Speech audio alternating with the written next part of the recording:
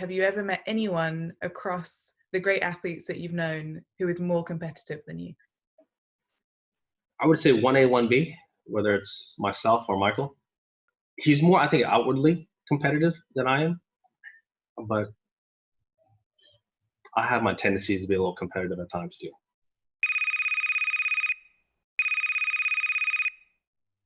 Hey Tiger, lovely to chat to you again. How you been doing?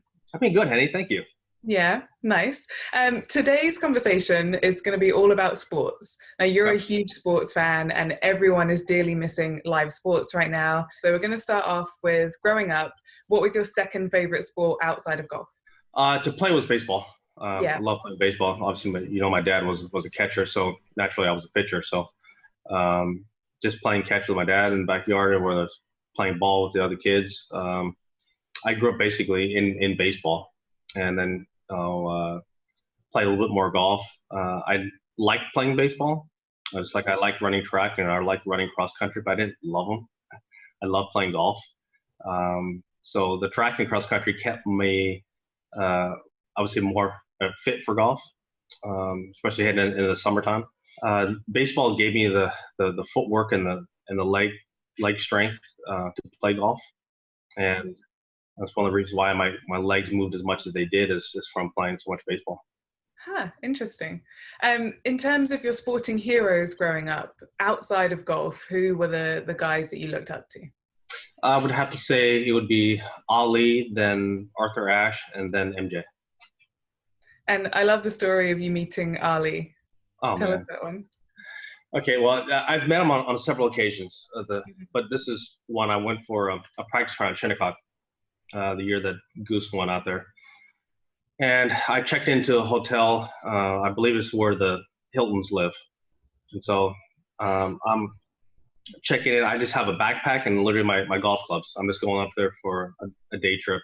Went up there, stay the night, get up there early in the next morning and go play golf. Yeah. And I'm in line at the front desk. And I get hit in the ribs, my right ribs, and it hurt. And I whip around thinking I'm just going to keel all and hit somebody. And I was so pissed. And look around, it's Muhammad Ali. I said, "Hey, kid." I'm like, "Why did you have to give me a love tap that hard?" You know? Yeah. I mean, he was old, but it still hurt. And I just can't imagine being hit in a ring for 15 rounds like they used to fight No. back in the day. It's just crazy. 100%. And when you turn around and see Ali, you're not going to tap him back either. No. I'm going to lose that one. What, growing up, were your favorite teams, and have they remained the same over the years in all sports? Yes, there are only three teams. Yes. Okay. Yes, Lakers, Dodgers, and Raiders. There are no other teams that exist anywhere. Now, do I like other players who play for other teams? Yes, and I will root for them. But there are no other teams. Let's talk basketball. In '97, you played golf with Jordan before one of his finals games, which is crazy, but tell us about that and how that day was. Yeah, I had won the Masters that year, and he invited me up to come watch one of the playoff games. I think they were playing the Knicks in the Eastern Conference Finals. And I went up there and hung out with him for a few days. And it was pretty neat to be a part of, to see what he did. The training that they did. They had breakfast club, and they get up early in the morning. He, Pip, Rod, Harper, Rodman, and Harper would all show up and do their lifts, and they go to practice, get a little bit of rest, and then go to the game, and then repeat process. They were locked in. It was cool to see, and just the mindset. I can relate to that. I can relate to the intensity. I can relate to being locked in like that, and being in that type of focus and that type of world. The only difference is in my sport, I just have to worry about myself. They have to communicate with each other, know other teams' tendencies, and worry about different things than I'd ever have to worry about. But the mentality going into it was pretty neat to see. Have you ever met anyone across the great athletes that you've known who is more competitive than you? I would say 1A, 1B, whether it's myself or Michael.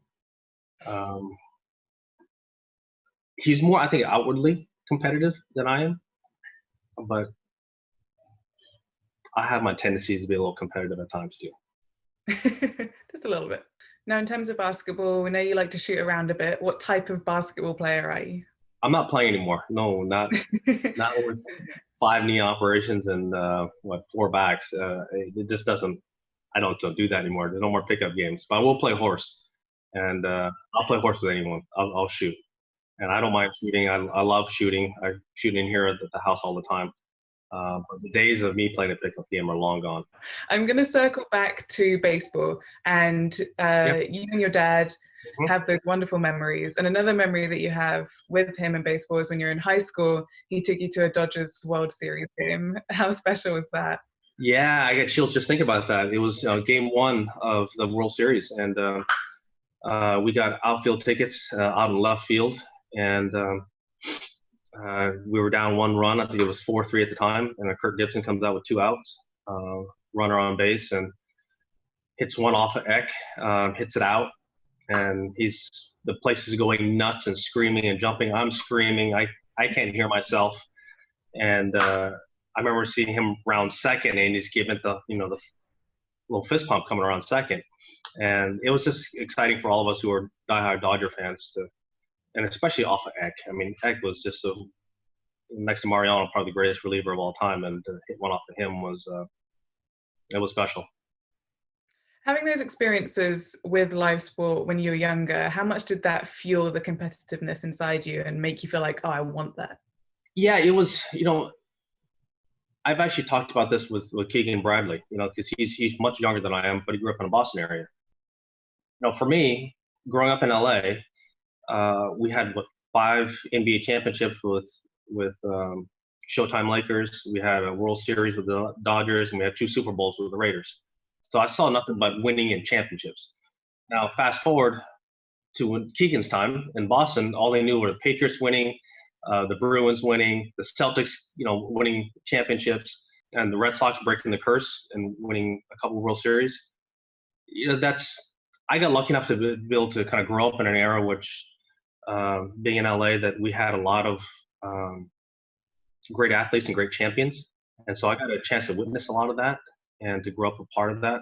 It was just a winning culture, and it was a winning town. And for me, I got lucky in that regard because I got to watch nothing but excellence for most of my childhood. One of the most iconic sporting venues has to be the Oakland Coliseum.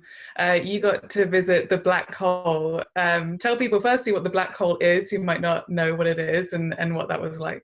When we were up there, this was in the early 2000s. So as people know, the Black Hole is pretty brutal. Get into it, and they dress up, the helmets, the face paint, the spikes, the pirates, the Darth Vader outfits, and you name it. And there is so much said that it's incredible.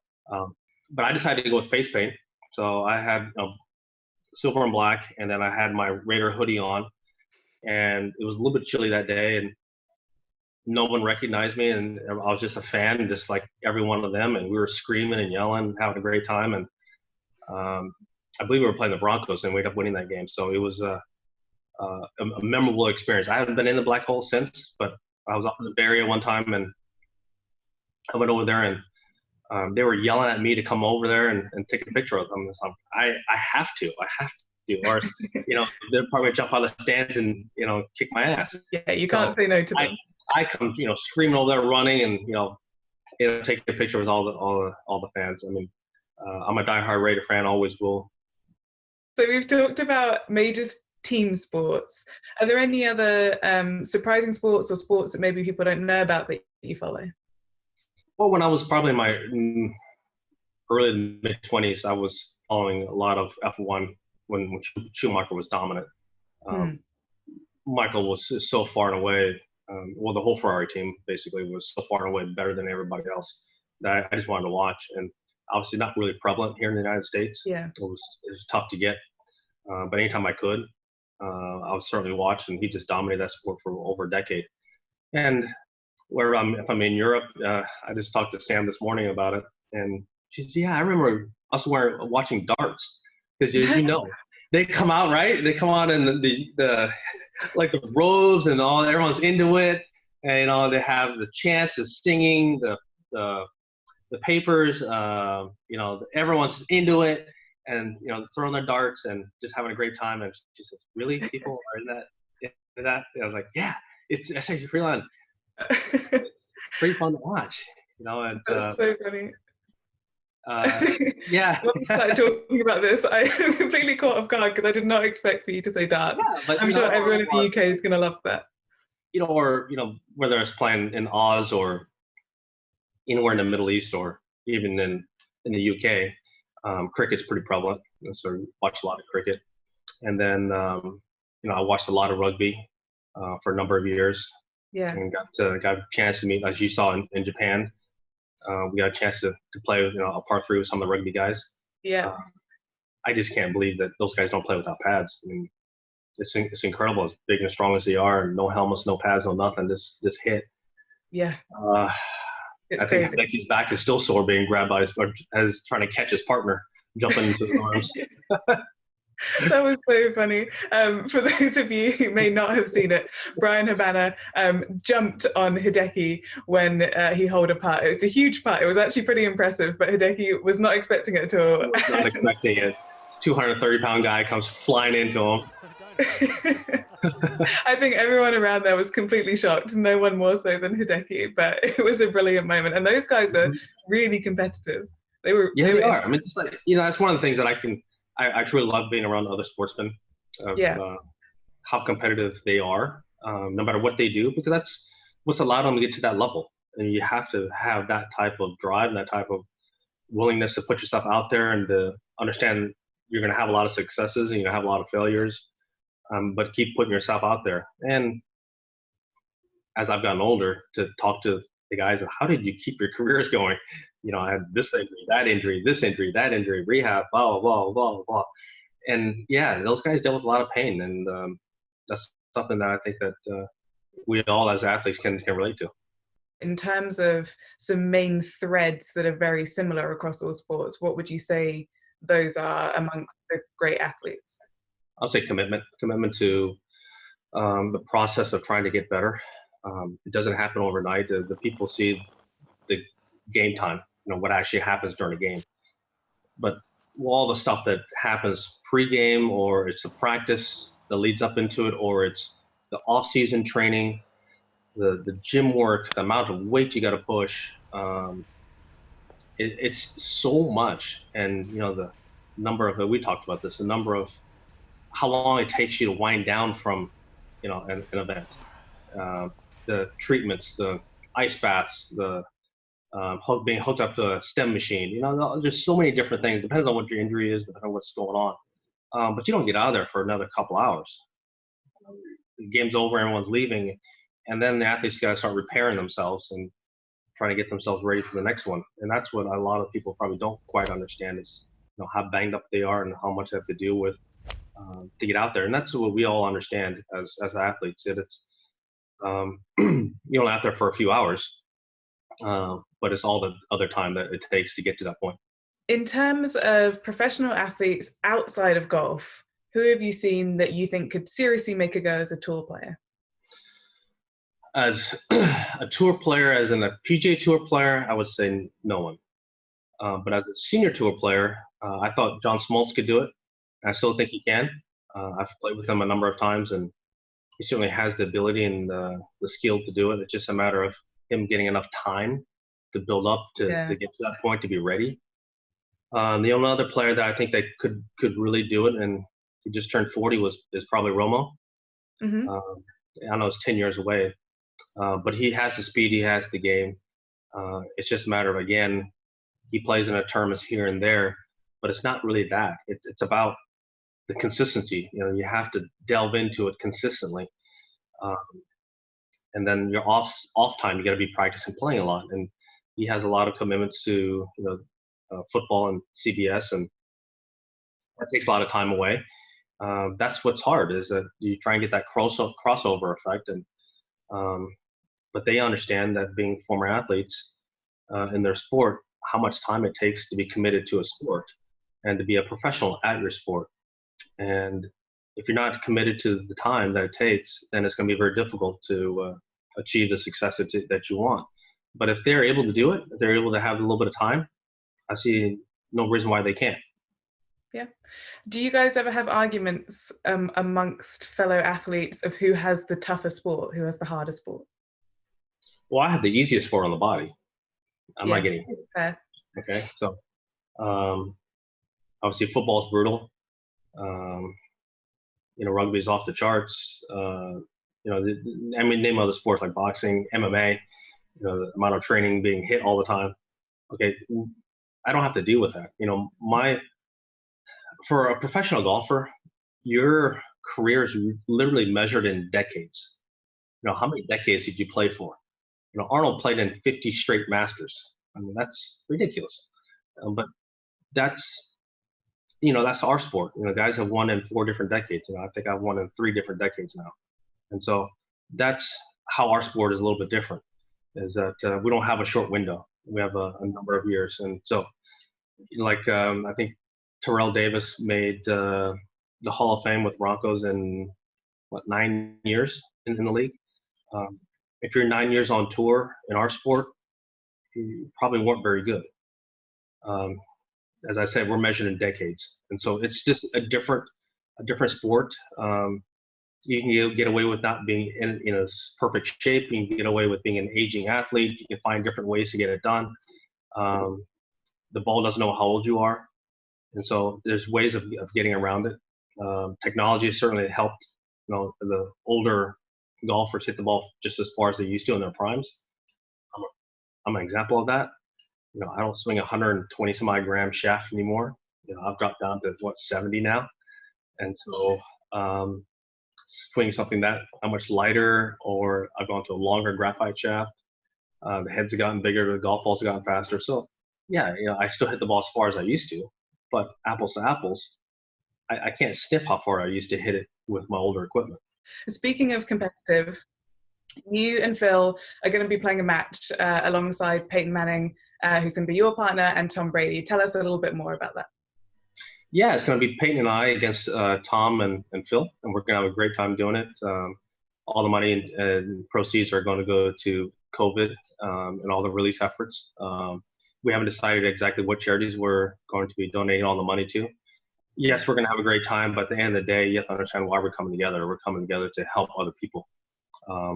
This is different than what Phil and I did 2 years ago, and playing our match in Vegas.